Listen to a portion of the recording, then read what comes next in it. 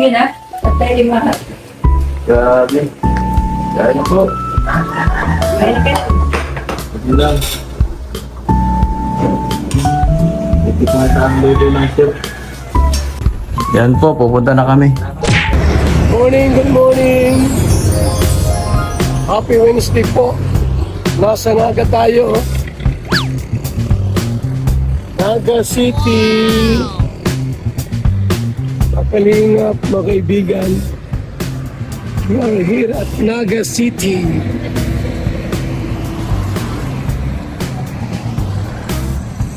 Yan.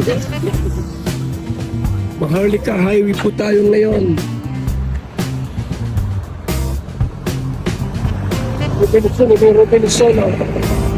Robinson. Yan po. Gusto ko lang pong bigyan pong reaksyon. Ngayon po, yung araw na ito, ang mansion na pinagawa ni Papa Ido. Grabe, no? Kung si Jumar po ay merong mansyon na pinapagawa, Papa Ido po ay meron din, mga kalinga. Ito ang kanyang video po na in-upload sa kanyang YouTube channel. At bilang pag-reaction po natin, silipin natin yung kanya pong upload video. Ito po, mga kaibigan. Welcome sa aking hacienda. Sinda. Yung mga tanim-tanim pa, oh. Maganda dito yung tanim, guys. Sardinas. Dito po kay... Pandir na, oh. Pandiran niyan, Trevor. Away. Pwede yata, oh. Tanim na, baga. Ha? Tanim na.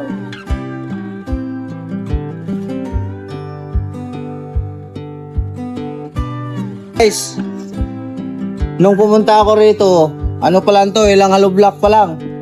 Ngayon talagang, oh, may finishing na. Ay, nakapunta ka na dito din? Oh! Kailan? Ano pa lang, hanggang dito yung hollow block. Tama talaga. Ikaw! Tapos, Snack pa nga tayo ng... ayun, siya na tayo si Pajilo. Hindi, tayo lang tatlo. Ayun po. Snack tayo ng... Yung... Siopaw na ano? Siopaw na, diba? Ay, bago ako umuwi ng probinsya. Oo. Kasi pinabaonan niya ako ng Ayun nga, vlog. no? Oh, Tama. diba? So, pero ngayon, tiyan mo. Malapit-lapit na agad sa katotohanan. Guys, huwag kayong mag-alala. May in-order na akong bubong nito. Bigay ko kay Papa Eds. Order ka na sa Maynila. Suotin natin guys. Ituturo ko kayo. Ako grabe. Oh. Iba talaga. Talaga no? Sila po natin nag-asin sa bubong alam. Ay, Andyan na yung bubong? wala pa po. Wala pa? Ayan, pas. Bugis na lang. Ito guys, dito yung kwarto ko. Kabila kay Papa Eds. Wala nang dahanan. Kasi ganda ng pagkabanat. Ganito lang pag-aaral namin talaga. Simple lang siya, maliit lang, cute lang siya. Oo. Cute size lang. Kumbaga, kapag sila nagkaawa, Grabe. Ayos.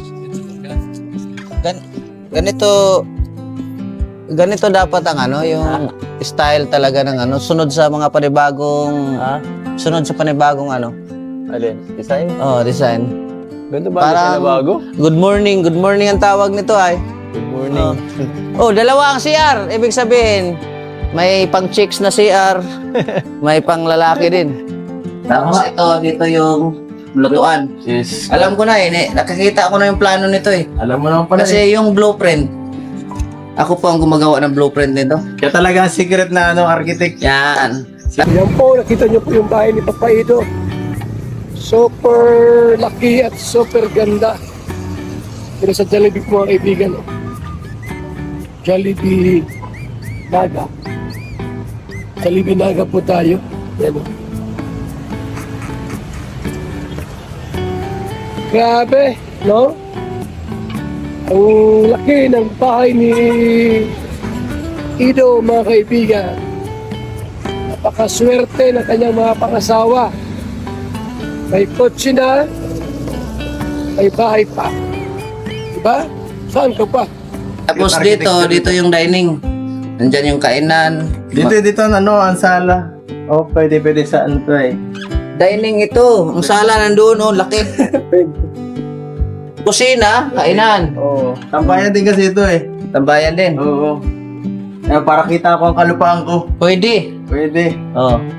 Dito pala ang medyo harap nito. Oo, dito ang paharap niyo. Papakita ko lahat ng ano ko. Bale, yun. Likod pa. Masasakupan ko. Bale, yun. Likod pala yun.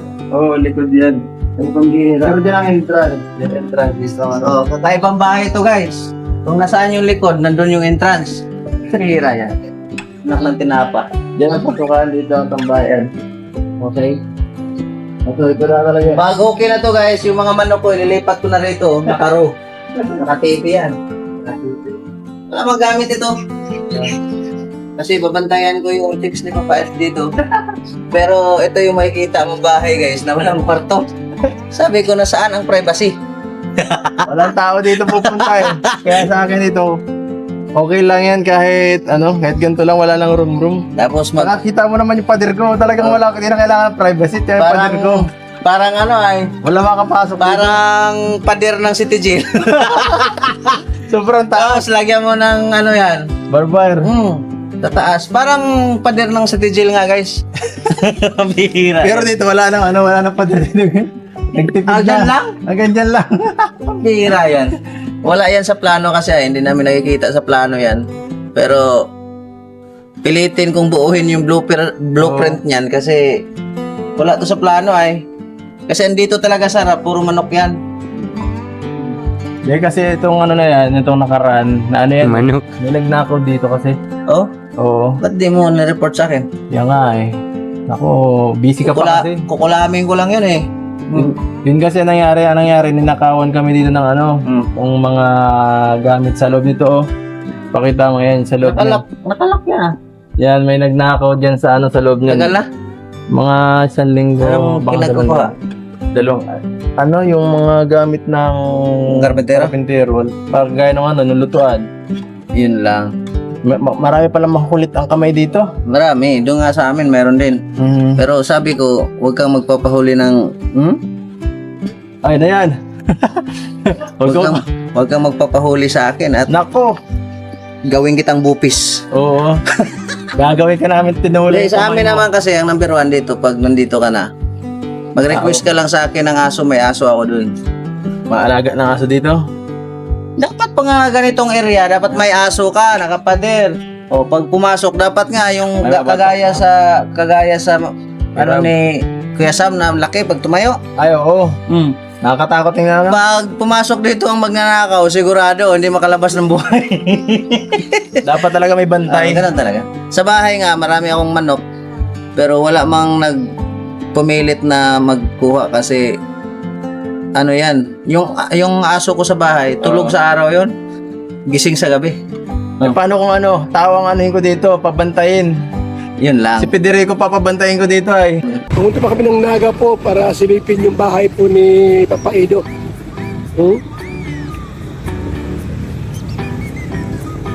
Kung naman po, gaano kalaki yung bahay ni Papa Edo. Kanyang lupain po. Napakalawak ng kanyang lupa. Yan, sa Naga City kami, Ayaw ni Ed sa Daet tumira.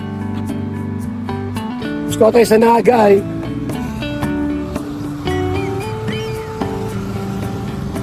Daet to Naga po ay 2 oras ang takbo namin. Yan. Naga City.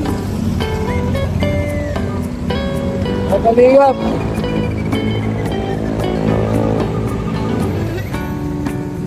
Terus lahat po ng mga vlogger, Kalingap, partners po natin po ay meron po ng sariling bahay. Hihirap po sa mga Kalingap vlogger, supporters, partners po na walang bahay. Dapat lang po kasi yan ang una sa lahat Nagpapabahay tayo tapos wala ka namang bahay, mahirap naman yun. Rito ang video mga kaibigan. Pero maganda dito kaysa Kasi kahit pa tingnan mo sa likod, nagagarawan na yung ibang mga bahay dyan. May mga kapitbahay na kami. Oo. Yan po, yun na nga oh. Ulang namin yata yung kabilang bahay na. Naubusan lang kasi ako ng budget yun, kaya hindi ko pa sinatapos. Wala yan. Kala ko, Starbucks yan. Pag siya ang Dami may-ari niyan, kuya. Ha? Dami pong may-ari. Hindi, ano talaga, CCTV, tapos gaya niyan, aso. Pag nakabakod na yan, tapos Ano yan? may aso ka rito, kahit 2 piraso, mga lalaki lang, mga aso para hindi dumami. Oo. Saka dito. Hirap to. Hindi hirap. Kasi talaga ano to, kasi- yung liblib kasi ito, hindi pwedeng wala kang aso. Itong private na ito. Saka malayo mo na.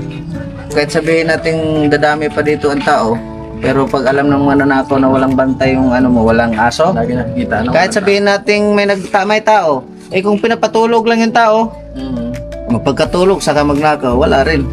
Tama. Ganun lang yun. Aso talaga. Bili ka aso ng mga 2 piraso na yung kumakain ng tao. Ito talaga. Trabaho, hindi. Approve na approve, oh. Pag isite ko talagang, wala kang kitang magpusti na makikita. Mga bagong style talaga. Ay, ganyan. Pwede ka na mag-asawa talaga. Bakit? Ano mo nasabi? Tapos na eh. Tapos na. Oo.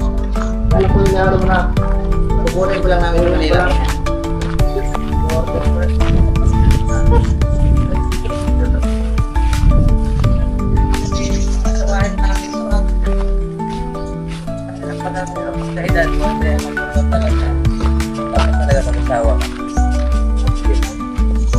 Habang tumatanda sa panahon, matanda ka. Ngayon, pag bata ka pa mag-asawa, yung anak mo, parang barkada mo lang, lumaki na pala. Mag-asawa ka, 40 o 50. Sus, naku, ano pang ipa-aral mo sa anak mo kung sa bagay? Makahabol. Oh. Tapos, siyempre, maganda ang lahi. Dapat marami ang anak, mga 10 piraso, 12, ganun. Ganto kalaki ang ano, ilan dapat ang anak, ganto kalaki Ito, ang mga bahay. 1 dosina ang anak. Oo. Ganto kalaki. Oo. Laki ng playground, ayan o. Siyempre. Laki ng playground. Meron pa yan sa kabila, guys. May swimming pool pa yun. Oh. Dapat ganun talaga sa ganito kalaki. Laki palaruan dito. Saan ka na yung anak? Pag-usapan natin. Ang pag-usapan natin, asawa. Paano ka magkaanak kung wala kang asawa? Ganun talaga dapat. No? Federico mag-anak. Hindi, sa laki talaga nito. Yung Federico. 800 to. Oh, isipin mo. Parang naliliitan lang ako sa 800. Siya? Ibig sabihin, yung 1 hektarya, ang liit lang. Oo. Nagbilang ko lang ng konti. Kasi nagpaplano talaga ako na bumili pa ng malaki-laki, mga 30 hectares. Ano yon, lagyan ko lang sa mga manok. Farm ba? Maganda yan. Tapos sa mga bantay, mga AK-47 ng mga bit-bit para pag may pumasok, ubusin ng isang magasin. Dito lang inaalagaan ko ay. Ano yan? Mga pananim. Alagaan mo, babae, hindi yan. Hindi. Sa ka rin tanim-tanim. Para mabuhay tayo kahit walang pera. Wala man oh. Wala. Hindi, kakalagay pa lang yan. Aliso. Oo. Buto. Ay, tarin ko dyan ay lupit ng pader mo. Karabaw ano? Ang titigil. Alam ko, bakit sobrang taas ay? Kaya ko yung over the bakudan. Okay naman yan kasi Bagay para hindi talaga kayang luksurin ano? Hindi, pwede yan. Pababa, back, tapos pababa uli. Tapos pababa hanggang bababa ng pababa ba? Oo. Spaghetti pa baba ng pababa. Turong taas mo nung. Mayroon ka nakikita. Ayan po mga kalingap ha. Inaano ko lang po sa inyo, pinasilip ko lang po yung bahay po ni Ido. Kita ko lang po sa inyo gaano kalakit, gaano kaganda po yung kanyang lupain at bahay na pinapagawa. Salamat po sa ating lahat. Thank you sa inyong panonood sa ating vlogs. Out po sa bahay ni Ido, Naga City. Okay na kami. Back to diet na kami. Salamat po, mabuhay, and God bless sa ating lahat. Kalingap. BSM Kalingap Kape! Ang kapeng nagpapagaling at nagpapatigas ng tuhod. BSM Kalingap Kape. Kaping may puso. BSM Kalingap Kape! ang kapeng may puso! BSM Kalingap Kape! Nagpapagaling! At nagpapatigas ng tuhod. BSM Kalingap Kape. Kaping may puso. BSM Kalingap Kape! Ang kapeng may puso! BSM Kalingap Kape! Ang kapeng nagpapagaling at nagpapatigas ng tuhod. BSM Kalingap Kape. Ang kaping may puso.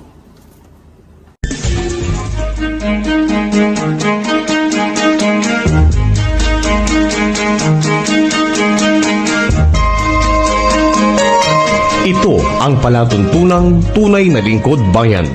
Ang programang tututo sa kapakanan ng mga mamamayang kapos sa kapalaran. Si Kuya Val Santos Matubang, ang inyong katuwang. Si Kuya Val, kasangga sa kahirapan, kaagapay sa kalusugan, kakampi ng mga inaapi. Magbibigay pag-asa sa mga taong nawawala na ng pag-asa sa buhay, sa mga batang biktima ng kahirapan, sa mga matatandang napapabayaan. Si Kuya Val, ang inyong sandigan.